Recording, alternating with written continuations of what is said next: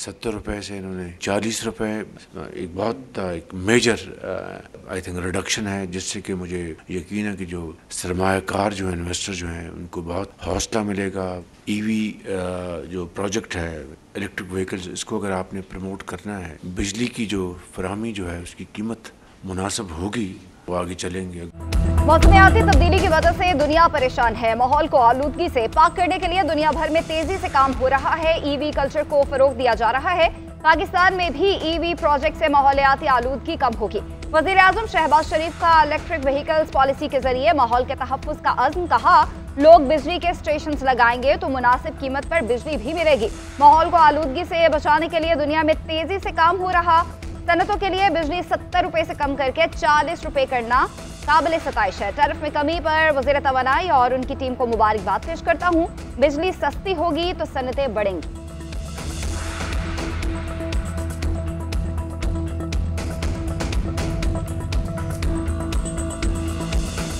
Prime minister साहब की मेहरबानी से हमने बिजली की कीमत को भी 71 रुपए 10 पैसे से नीचे लाके और 39 रुपए और 70 पैसे में लाके खड़ा किया। ये वो बिजली की कीमत कम करने का सफर है जो IPP से लेके डिस्कोस की निजकारी से लेके डिस्कोस के बेहतर बोर्ड से लेके और इस किस्म के इकदामात जो हम अपनी हुकूमत में आने के 9 महीने बाद मुल्क के अंदर हर मरहले के ऊपर साबित कर रहे हैं।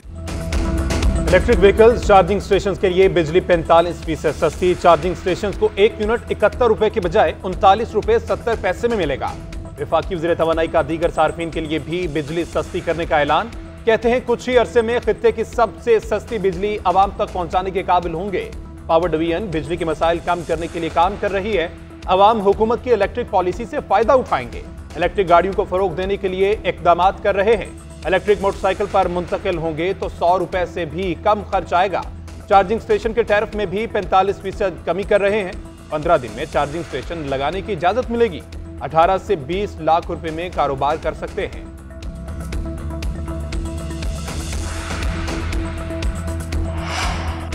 लेस्को में बिजली चोरी की रोकथाम और रिकवरी के लिए खुसूसी यूनिट कायम। डिस्को स्पोर्ट यूनिट में हसास इदारों के ऑफिसर भी शामिल। यूनिट के director chief executive LESCO engineer Shahid Haider, co-director sector commander chief civil arm forces होंगे। ज़िलाई हुकूमत, पुलिस, FIA, मिलिट्री इंटेलिजेंस और ISI के अफसरान भी शामिल। यूनिट बिजली चोरी की रोकथाम और रिकवरी में बेहतरी लाने के लिए इकदाम करेगा। गैर तकनीकी लॉसेस में कमी में मदद भी करेगा। नाकिस कारकर्दगी का मुजाहरा करने वाले अफसरों और मुलाजमीन को नौकरी से बर्खास्त किया जाएगा।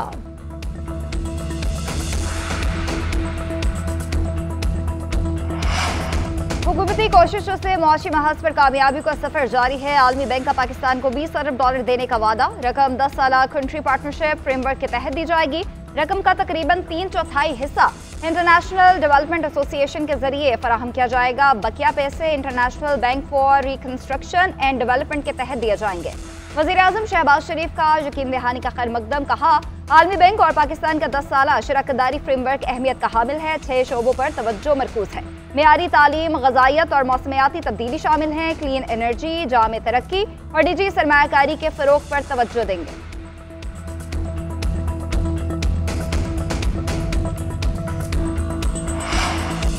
पाकिस्तान की मईशत बेहतरी की जानिब गामजन है। ये आखिरी IMF प्रोग्राम होगा। चीन की मालियाती मंडियों तक रसाई के लिए तैयार है। रवा माली साल के आखिर तक पांडा बॉन्ड का इब्तदाई इजरा मुतवक्के है।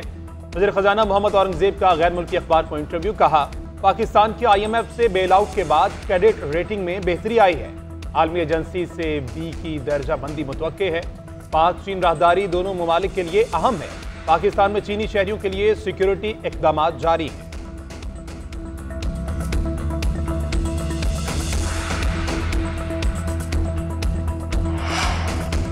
मुखालिफिन ने मुझे मुश्किलात में डाला, इनका शुक्रिया। अगर मैं इन मुश्किलात से ना गुजरती तो आज यहाँ ना खड़ी होती। वज़ीर आला पंजाब मरियम नवाज शरीफ का सियालकोट में स्कॉलरशिप प्रोग्राम से खिताब। सियासी मुखालिफिन पर ताक ताक कर निशाने। बोले कि आजकल बहुत से नौजवानों के ठेकेदार बने हुए हैं। उन्होंने बच्चों को मुल्क से लड़ने की तालीम दी, जला घिराव की तलकीन की। कई मरतबा खैबर पख्तूनख्वा की हुकूमत की जानिब से पंजाब पर हमला हुआ है। मैं सब कुछ छोड़कर सूबे की हिफाजत करने बैठ जाती हूँ। इख्तिलाफ होना चाहिए मगर इखलाकियात का दामन हाथ से नहीं छोड़ना चाहिए। मेरा नाम लेकर जलसों में गालियां दी गई। मैं फौजी अदालत में दहशतगर्दों के ट्रायल के लिए आइन में तरमीम क्यों करना पड़ी? हम नियत को भी देख सकते हैं, जुर्म करने वाले का मकसद क्या था। जस्टिस जमाल मुंतकिल के सिविलियंस के मिलिट्री ट्रायल केस में रिमार्क्स कहा, मुलजिम कह सकता है कि मेरा ये जुर्म करने का इरादा नहीं था। वजारत दिफा के वकील ख्वाजा हारिस का 21वीं तरमीम केस के फैसले का हवाला जस्टिस जमाल मुंतकिल ने कहा, अगर फौज के साथ वाज़ेह ताल्लुक साबित न हो सके तो मुश्किल पड़ जाएगी। 21वीं तरमीम मखसूस मुद्दत और हालात में की गई थी। कैंट एरिया में आर्मी स्कूल पर हमला हुआ, तब भी ट्रायल फौजी अदालत में मुमकिन नहीं था। दहशतगर्दों का फौजी अदालत में ट्रायल करने के लिए आइन में तरमीम करना पड़ी। जस्टिस मोहम्मद अली मजहर ने कहा कि जुर्म की नौयत का जायजा नहीं ले रहे, हमने सिर्फ ये देखना है कि आर्मी एक्ट की मुतल्लका शिकें आइन के तहत हैं या नहीं। जस्टिस हसन अजहर रिजवी ने कहा कि 21वीं आइनी तरमीम को वोट देकर रजा रबानी का रोना तारीख का हिस्सा है।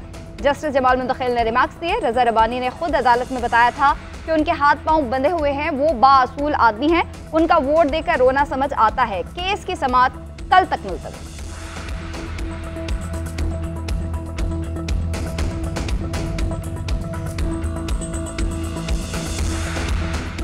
थर्ड सेशन होगा हमारा, हम अपने मुतालिबात इन राइटिंग देंगे। हम तवक्को करते हैं कि हुकूमत इस पे संजीदगी के साथ गौर करेगी। हमें उम्मीद है अगर संजीदगी के साथ बैठेंगे, खुले दिल के साथ बैठेंगे, नेकनीयती के साथ बैठेंगे तो जितने मसाइल है उसका एक हल निकल आएगा।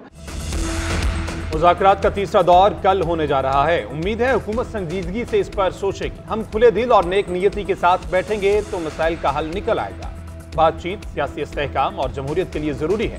कल अच्छी खबर आएगी। चेयरमैन पीटीआई बैरिस्टर गौहर की मुज़ाकरात की कामयाबी के लिए पुरुम्मीद सलमान अकरम राजा बोले, कल हम अपने मुतालबात तहरीरी तौर पर पेश कर देंगे, फिर हुकूमत की मर्जी है वो मुज़ाकरात को चलाना चाहती है या नहीं। 8 फरवरी को अवाम के वोट पर डाका डाला गया। हम अपने किसी उसूली मौक़िफ़ से पीछे नहीं हटेंगे। कोई कहता है माजी पर मट्टी डालो तो ऐसा नहीं होगा। सियासी सतह पर भी जंग लड़ेंगे, अदालत में तो लड़ ही रहे हैं।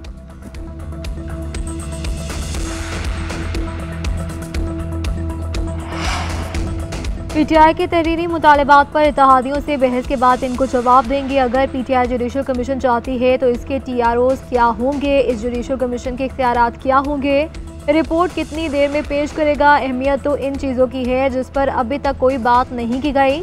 वज़ीर आज़म के सियासी मुशीर राना सनाउल्लाह का कहना है कि पीटीआई वाले किन लोगों को सियासी कैदी समझते हैं। क्या इन लोगों का स्टेटस सियासी कैदी है या इन्होंने कोई और जुर्म किया है? हमारा मशवरा है कि इन सब चीज़ों पर तसल्ली और तहम्मुल से बात करें, कोशिश करें कि इत्तेफाक राय पर पहुँचे।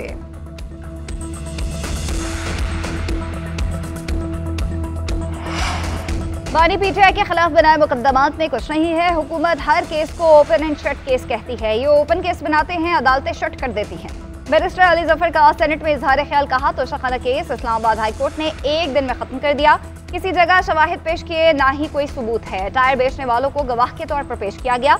अदालत ने खुद कहा कि ऐसे सेल्समैन लाए गए हैं जिसे ज्वेलरी की कीमत का पता ही नहीं है। ऊंची ऊंची आवाजों में तकरीर करने से झूठ सच नहीं बन जाता। जब इंसाफ ताकतवरों के हाथ में हो तो हुकूमतें गिराने वाली तहरीकें जन्म लेती हैं।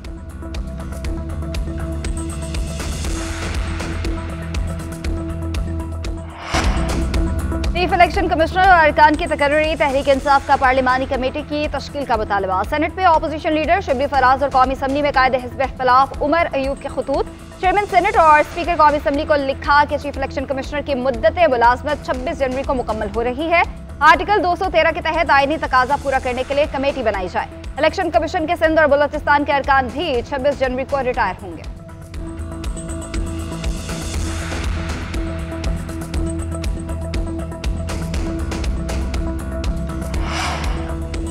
बानी पीटीआई और अहलिया के खिलाफ GHQ हमला केस की समाअत। ATC जज अमजद अली शाह अडियाला जेल में मौजूद। मजमूई तौर पर 118 मुल्जिमान पर फर्द जुर्म आयद हो चुकी।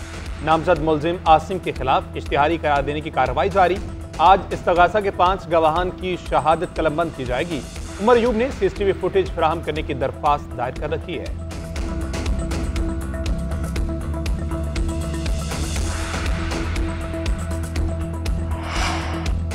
मुस्लिम लीग नून का दफ्तर जलाने का केस, एजाज चौधरी, मियां महमूद रशीद, यासीन राशिद समेत 31 मुल्जिमान पर फर्द जुर्म आयद। मुल्जिमान ने सेहतर जुर्म से इनकार कर दिया। आइंदा समाअत पर गवाह बयानात रिकॉर्ड कराने के लिए तलब। मजीद कार्रवाई 22 जनवरी तक मुलतवी। ट्रायल कोर्ट लखपत जेल में होगा। दूसरे केस में फर्द जुर्म आइंदा समात पर आयद की जाएगी। कार्रवाई 23 जनवरी तक मुलतवी कर दी गई।